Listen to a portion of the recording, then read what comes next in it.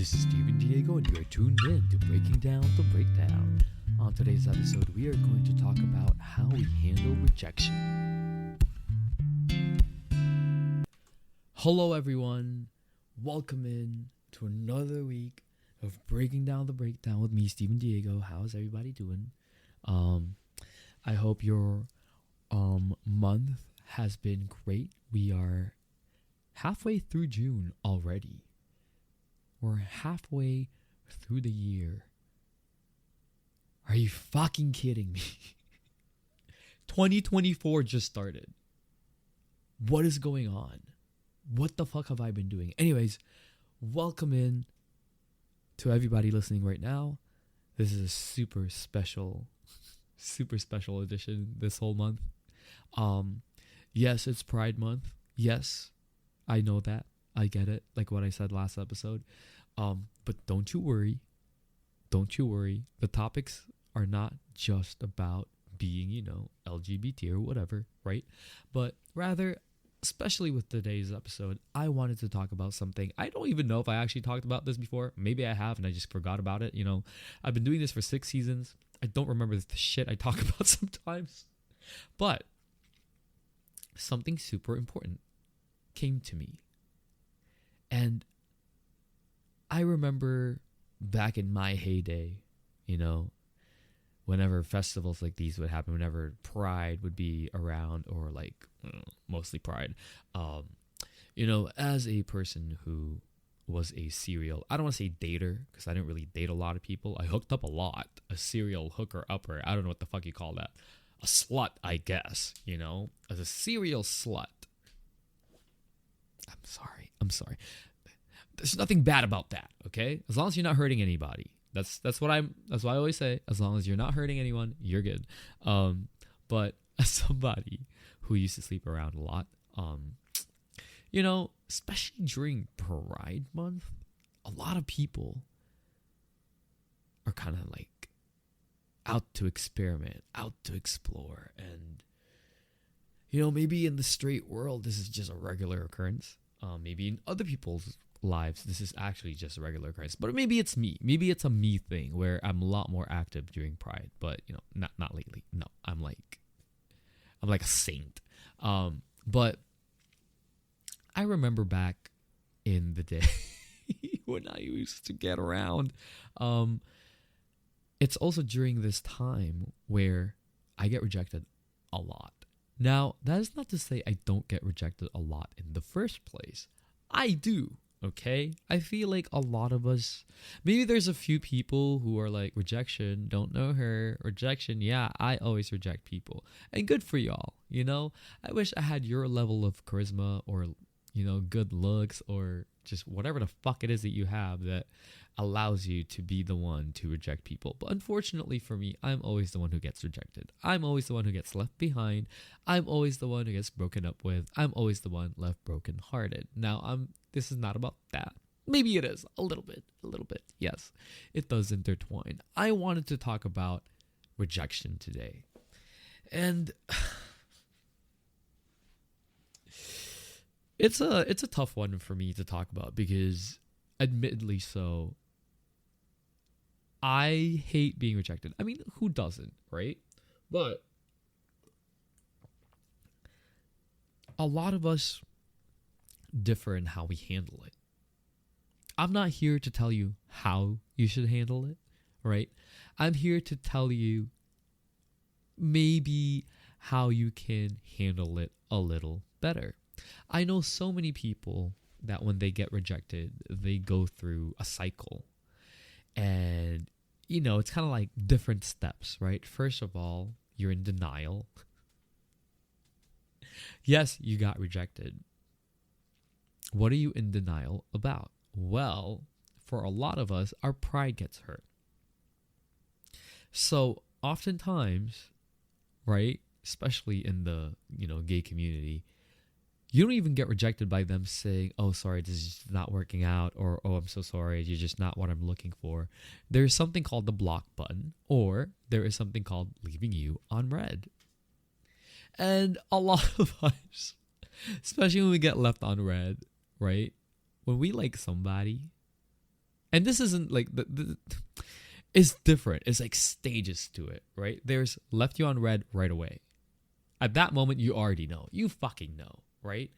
And the denial part comes in the sense that you're not denying that you got rejected, right? But rather, you're denying the fact that they just don't like you. Does that make any sense? You know they don't like you, but people get super aggressive about it, like they have the entire world to prove that they did not deserve to get rejected. That it's their loss, da da da da. And I'm not saying it's not, right? But at the end of the day, if you flip it around, how many times have you done that to other people? How many times have you kind of rejected people without even letting them know they're rejected by just leaving them on red, right? Yet when it happens to you, you don't like it. And all of a sudden, you're on the offense and you're all like, you know, whatever, fuck it. Like, I'm better than this shit. I'm better than them. Look at them anyway. Da, da, da, da. That's what I'm trying to say there, right? So maybe not denial's the word. Well, I don't know. I feel like you are denying the fact that, like, you got rejected and you're just kind of like, just deal with it, right? Like, it's okay. The person didn't like you. Whatever. Moving on. Because it's not like you're not talking to 5 other people. And I think, especially in the community, it's kind of something that a lot of us tend to do. And there's nothing wrong with talking to more than one person at all. You're just talking. There's nothing wrong with getting to know more than one person. At least for me, I don't think there's anything wrong with it, right? Especially when you're in like apps like Grindr or like, I don't even know any other apps anymore. But there is nothing wrong with that, right? You're single or in an open relationship and you're ready to mingle, ready to have fun.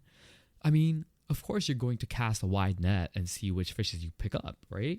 And, you know, some of them will, you know, be like, nope. Some of them will be like, nope to you. And some of them you'll have endless chats with. And some of them you'll actually meet in the next 20 minutes. And that's just how life is, right? I think a lot of us, when these rejections happen, there's a lot of factors that go in. The kind of rejection I was talking about just now, not a lot of people tend to dwell on, right? But the reaction that we have can actually carry over to how we are going to deal with the second level of rejection, right? And by that, I don't mean from the same person.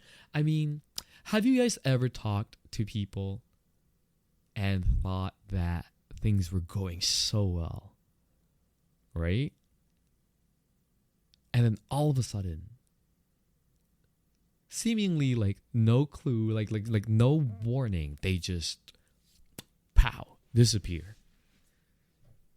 And I don't mean like, well, they could have blocked you too and you don't know what you did. Or they could just start leaving you on red. And for that last part, they're usually signs that they're losing interest, right? Because that's, I feel like a lot of us do experience that. And again, this is so universal. It's not just within the community.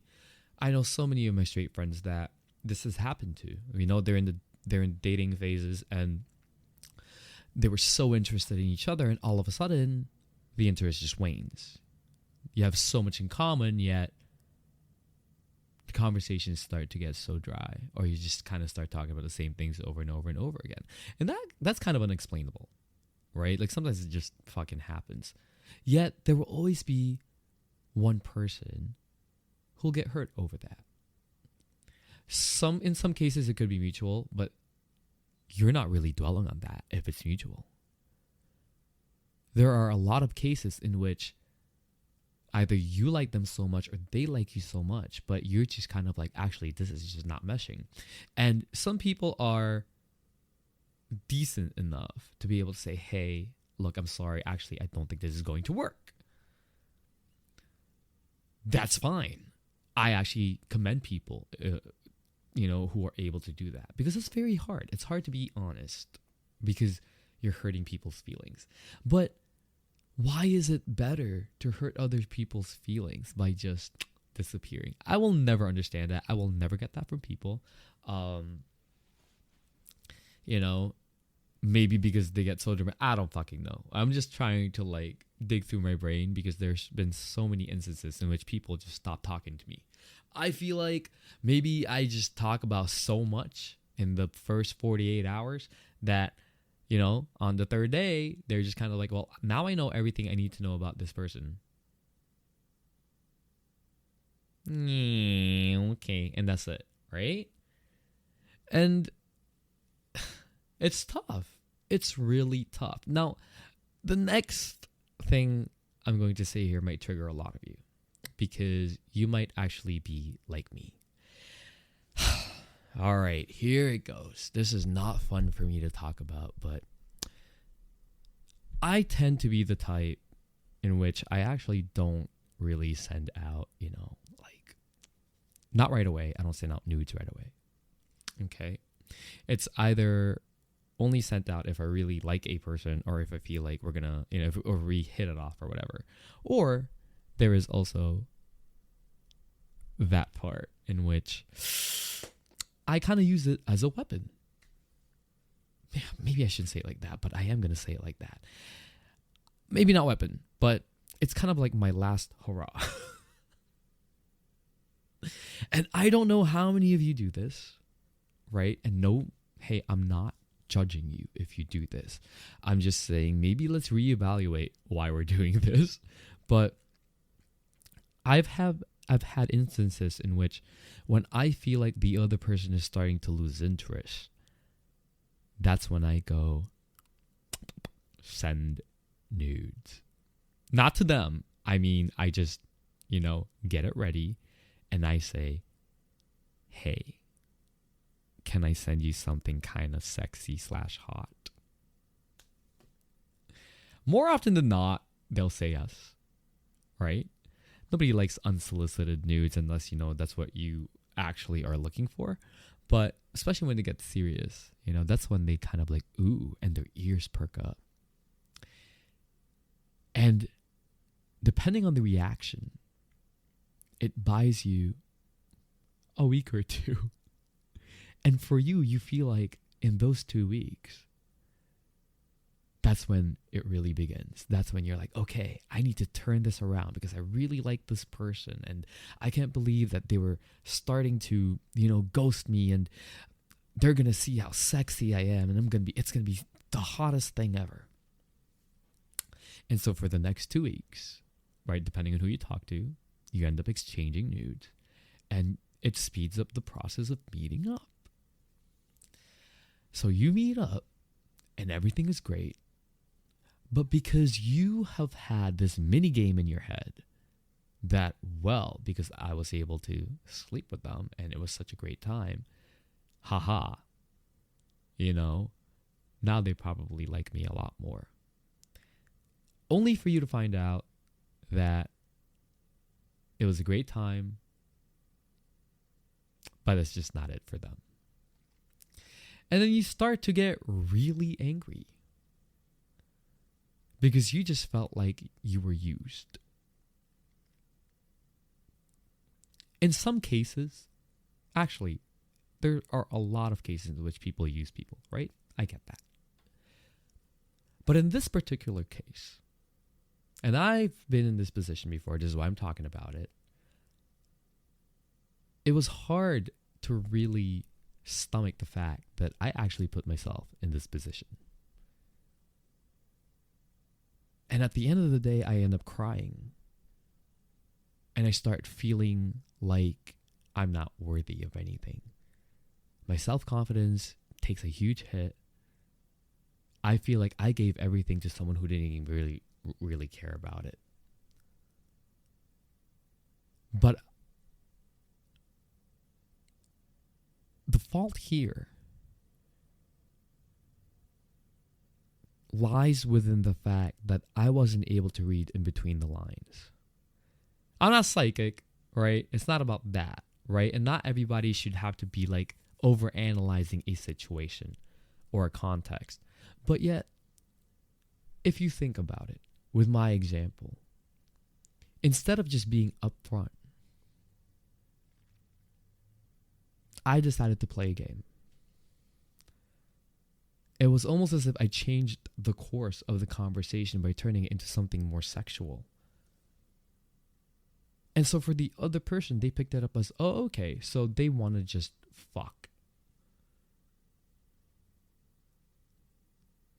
But because I came into this conversation between me and this other individual, developing it into more of a romantic aspect of it, I end up losing sight of that. Not sight of the romantic aspect, but losing sight of what I had just done. I changed the conversation into something else. And for them, for a lot of people, obviously, if there's an initial attraction right away, right, it's going to be sexual. And if they think that you're game for these things and they're game too, of course they'll jump on the chance, right? They find you attractive. But see, these are things that once the heartbreak happens, once the rejection happens, we end up really hating ourselves and we think the worst things about us. First of all, the interaction happened because you're hot. They found you so attractive. And you offered. Because you wanted to do stuff with them too. That has nothing to do with you not being enough. The rejection had nothing to do with you not being good enough for anyone at all. It was because you already knew before you had slept with them that other person wasn't interested anymore. And you couldn't handle that. You didn't want to admit or accept it. So you wanted to do other things to keep them. Sometimes truly letting go is the best course of action. Because, first of all, it'll speed up the process of hopefully meeting somebody else that would really appreciate you for everything you have to offer without having to resort to that. And no, this is not slut-shaming people. This is different. This is talking about rejection for when you actually are in too deep in a conversation or in the talking stages with someone. And you do everything just to keep them there or try to keep them there. I hope you don't feel like I'm lecturing you because this is literally me talking to myself right now, right? These are experiences I've had. These are reactions I've had. And this is how I felt after every single time that I've done this. Because at the end of it, the common denominator is me. But instead of being able to accept the fact that the common denominator actually are my actions and how I try to change the conversation to try and hopefully get them to like me more, I end up pinpointing the most negative things I can think of about me, my insecurities. And I blame those. I blame those things for having, as being the reason why people don't want to stay, why people are not interested, why people only want to sleep with me and nothing more. And years and years and years of that. This is actually why confidence has got to be one of the things I'm lacking. A lot of people, they think I'm very confident because I'm able to post things online or say things or sing on stage. If you knew me, it's actually very hard because I seem confident, but I'm really, I don't say I'm not. I'm getting to a point where I'm starting to believe in myself again, but gosh, I wish I could say I look in the mirror and I'm like, you're good. That doesn't happen. Instead, I look in the mirror and I combat the intrusive thoughts, analyzing my face and what's wrong with my body, what's wrong with my face, what's wrong with me. And that's my daily routine. I get up, I go to the washroom, I look in the mirror. Sometimes I cry because I don't like what I see. And then I snap out of it because I'm like, what the fuck? Hello? What am I doing? Why am I making myself feel bad? This is who I am. This is what I look like. I love myself. I need to accept this, right? Very tough. But this is what years and years and years of dealing with rejection the wrong way brings you. It's so easy for some people to be able to say, well, I'm just not their type, and move on. And I truly wish people like me, people like us, I truly wish we can get to that point. And I know we will. Right? But there are so many factors that play into this. Which is why I wanted to talk about this today. After listening to this or during, I want you to ask yourself, do you handle rejection the way that I do? In which if I know I'm about to be rejected, I try to offer them something a lot more saucy and spicy that they cannot refuse the offer. And I try to do so good in bed that they're not going to forget about me. And I'm not going to lie to you. I've met people that I slept with years ago, and they were like, oh, do you remember that night? And even for me, sometimes it was kind of like, I actually don't. But then there were times where like, oh, yeah, for sure. And they still talk about it like it was yesterday. It was so hot. But guess what? They're not interested in me. They never were. Not in that sense, right? It was just a fling, and it was a good time for them. And I finally gotten to the point where I've accepted that. Before, whenever I would hear these stories from people, I would feel a little offended because to me, they were kind of, I don't want to say my everything, but they were like my favorite people in the world. And I really wanted to be with them. And I decided to give all of me. And in return, it was 1, 2, 3, 4, maybe 5 nights of fun. And that was it. 5 nights at Freddy's. Hell yeah. But that was it. And I beat myself up for years. And over what? Over people having a good time? This is what's really dangerous about not understanding rejection. We never look at it from the other standpoint either. When we reject people, how it makes them feel. Because for us it makes sense. But at the same time, let me just take a step back, because some of us actually reject people properly, right? We are able to say, hey, look, it's just not going to work out. It's just not working out, period. That's it, right? From the get-go. Or even midway through it, when we realize, hey, look, we really gave it a shot, and that's it, right?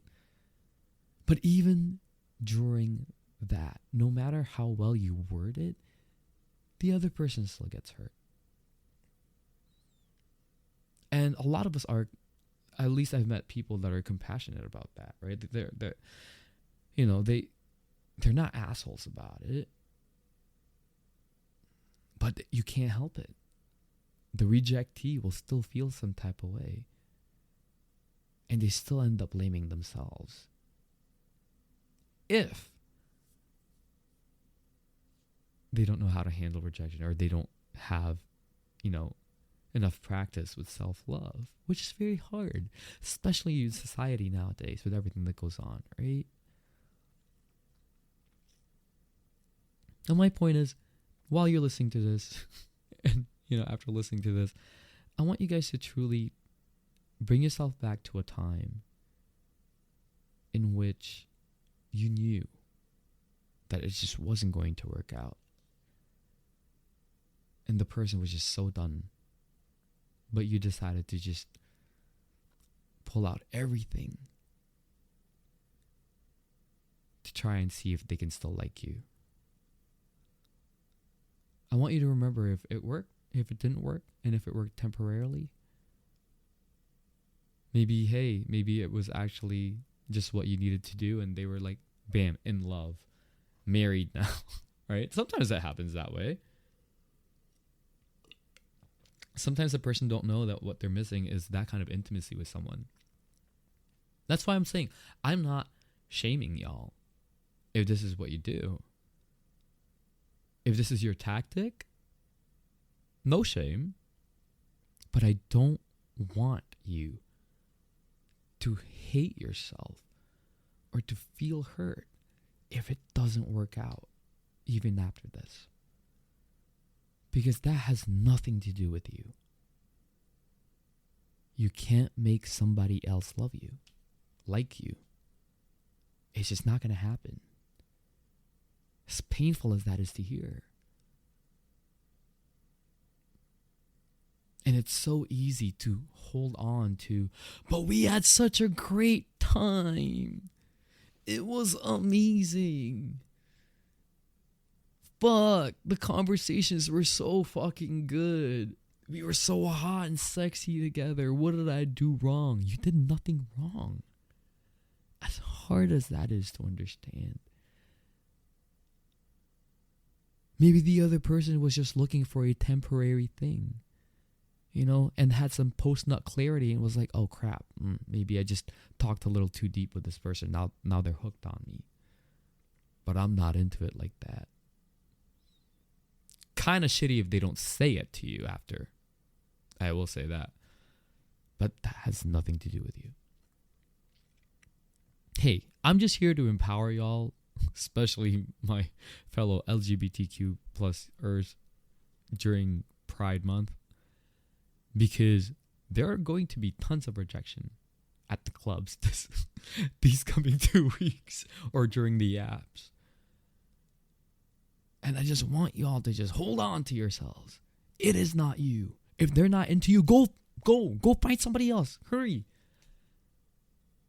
There is someone out there for you who will appreciate you, who will love your body from head to toe, your personality, who will love your face, who will love your, your parts. All of it. Don't force yourself into a hole if you're a square peg. Unless you lube it up. No, I'm kidding. I'm being for real, though. Rejection is bound to happen. Rejection, unfortunately, is so common. But what's also common is how much you lash out at yourself whenever you get rejected. And that needs to stop. Just always remember, especially for people who get past the scene zone stage, you got to the point where the conversations were great. It just wasn't with the right person. You can do it again. But this has been Breaking Down the Breakdown. If you guys want to talk about your rejection stories with me, absolutely message me, DM me, Breaking Down the Breakdown pod on Instagram, right? Or email me, breakingdownthebreakdown@outlook.com. I love you guys so much. Please be safe, but have fun, especially during this Pride Month. And I don't mean just with the sex. There's been an alarming rate of anti-LGBT hate out there. Man, it's not really safe out there anymore. But just know that you're loved. No matter what happens, remember to love yourself. Because there are so many people who see the amazing stuff that you have to offer. Unfortunately, you're showing it to the wrong people.